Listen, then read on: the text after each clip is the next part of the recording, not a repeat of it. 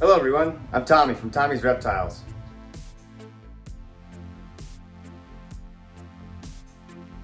In this video, I'll show you guys how I set up this paludarium that's right behind me, and I'll also be unboxing and releasing a baby spotted turtle inside of this paludarium. So let's get started.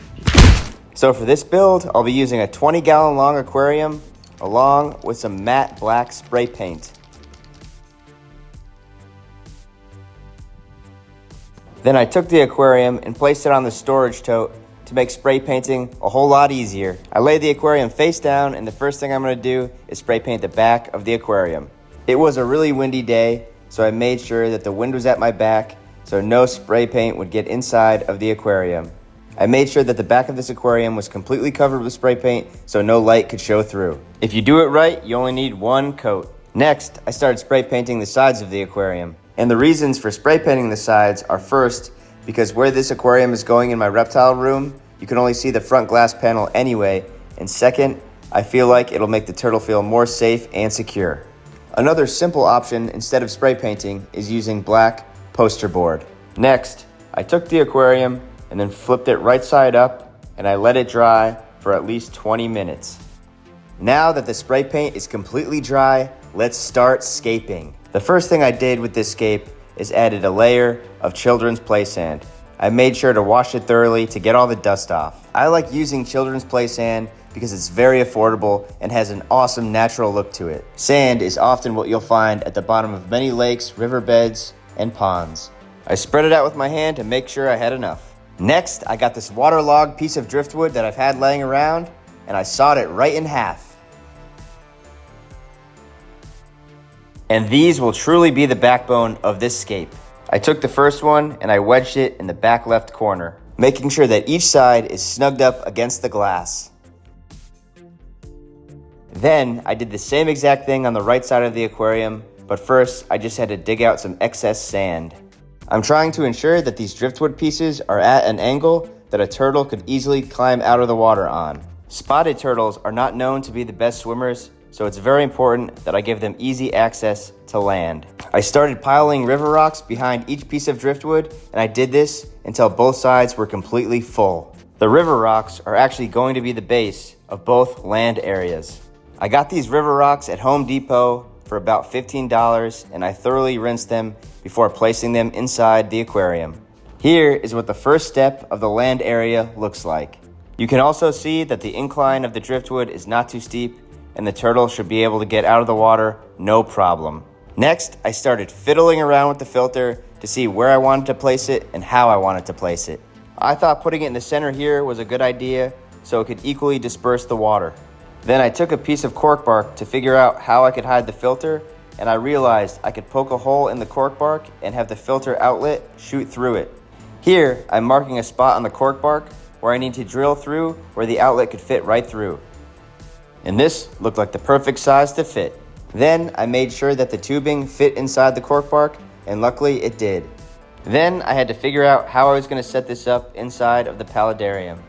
I thought that it looked really cool in the center and was a great way to hide the filter.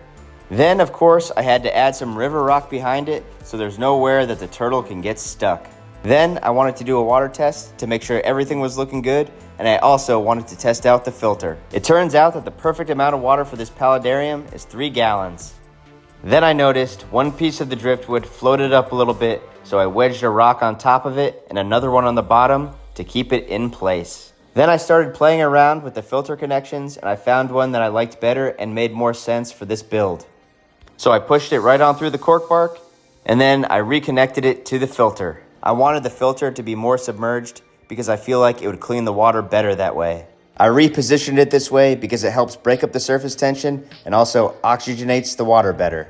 It's a nice steady flow that gives a little bit of a current, but nothing too strong for a young spotted turtle. Then of course, I had to fill it back in with river rocks. And while I was at it, I added a little more to each land area. Then I sucked all that dusty water out so I could start landscaping the land area. So I'm using cork bark for the ground level of the land areas. I was just eyeballing it, so I broke some pieces of cork bark and fit them together like a puzzle. Cork bark is a nice sturdy surface that the spotted turtle can easily climb up on and bask. Every turtle needs the opportunity to get out of the water and completely dry off. I'm using this next piece to hide the wire. And now I'm fitting smaller pieces of cork bark inside the gaps. This will also help prevent the turtle from getting stuck. Next, I started adding frog moss. I decided that I wanted the left side of the paludarium to be more heavily stocked with this frog moss. Before adding this frog moss to the paludarium, I gave it a good spray down because it helps keep the moss in place. I continued to line the back border of that land area with moss. And I think this side looks pretty good, so I added another piece to the right side of the paludarium. That side needed at least a little color. And next on the list is to add some Spagna Moss. Before applying it to the paludarium, I soaked it in a Ziploc bag for quite some time. I always think that Spagna Moss gives enclosures character. To me, it makes things look much more natural. I put this little plate there thinking it would help not splash water anywhere, but as you can see, I was wrong. But at least I'm putting water back inside the paludarium where it belongs. So now that I filled it with water, I turned the filter on and I adjusted the nozzle so it wouldn't splash so much. Then I took some oak leaves and I boiled them for about 10 minutes. Leaves are a key component to this setup because in the wild, spotted turtles are always hiding in them. So I wanted to make my new turtle as comfortable as possible. I put a couple handfuls of leaves in the water, and I sprinkled some leaves on the land area. These leaves will also leak tannins, which is actually good for spotted turtles, and it makes the water look really cool. I also got this aquatic plant, so I'm gonna put it in the paludarium for now, but I'm gonna end up taking it out because I have no idea what it is, and I don't wanna risk my turtle getting sick. The person at the pet shop didn't know what it was, and I don't know anything about aquatic plants. And the next thing I have to address is the nozzle. So I'm just gonna cover it with a little piece of cork bark and hope it stays. I'll wedge some river rocks near it to make sure it stays in place. Now let's turn the light on and get a closer look. I'm really liking the way it turned out. As you can see, I took out that piece of cork bark in the background that was hiding the wire because I have a better way to do it. So all I did for that wire is cover it with a stick, which I think looks better than the cork bark. I just think the stick gives it more of a natural feel than the cork bark.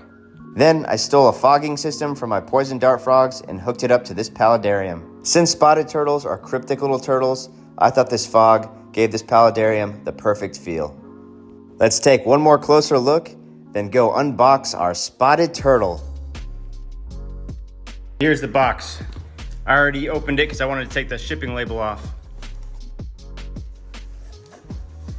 So we got some cool stickers. Spotted turtle sticker, turtle room, business card, some more stickers, and a pamphlet.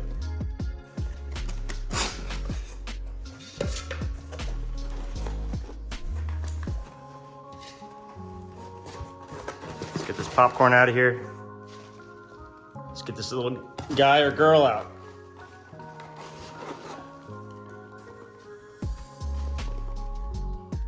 This is just incredible. All right, let's move that. Let's get this little turtle out. Let's get some fresh air.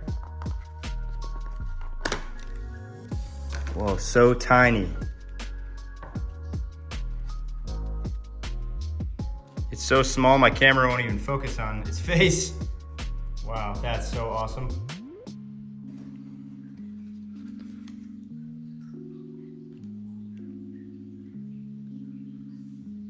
That is so cool. Look how tiny. Awesome spot pattern.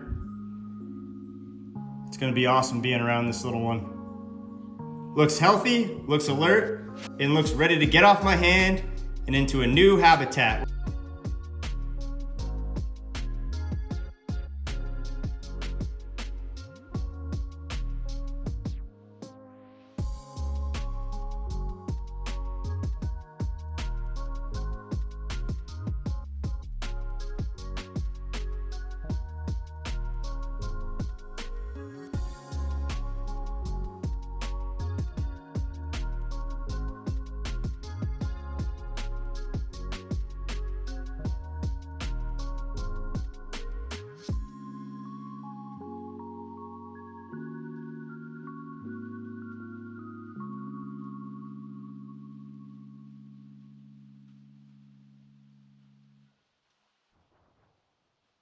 I really hope that you guys enjoy this video, and thank you for watching Tommy's Reptiles.